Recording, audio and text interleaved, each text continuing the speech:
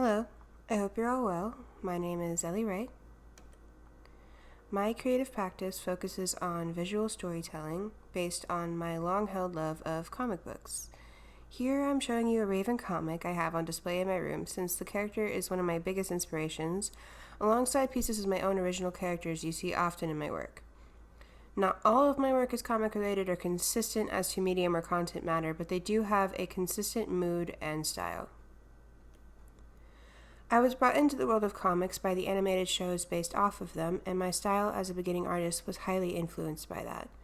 They all have fun and dynamic cartoon styles, which were fun to do when I was starting out.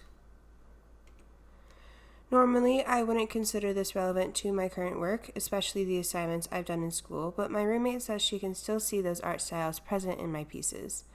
Obviously, the older pieces I'm showing here are imitations, but you can see the influences in the way I shadow and composition my works even now. I think what this proves, other than my own stubbornness, is how my subconscious and passions are affecting all areas of my practice. Recently, in both my personal and academic work, I've been doing a lot of portraits. This is seemingly coincidental, as there's no deep meaning about either set, but it is an interesting way to see differences in how I work for school versus myself. The oil paintings I've included are part of my current figure painting project, where I'm doing 6 one-session portraits of the people around me. In contrast, the other portraits were done digitally of my own characters in order for me and others who may be interested to have a better reference of who they are and what they look like. Overall, the digital pieces feel much more confident, but they all still tie back to the comics I'm inspired by with their hard shadows and highlights. While a lot of the pieces I'm showing today are just examples of my general style, I have had the opportunity to work on more focused storytelling projects recently. I did a 5-page comic made of photos from my Photography 2 open project, which allowed me to play with sequencing, posing, and consistency. We were required to use Flash for at least some of the photos, but I really enjoyed the depth it gave and ended up using it for the whole project.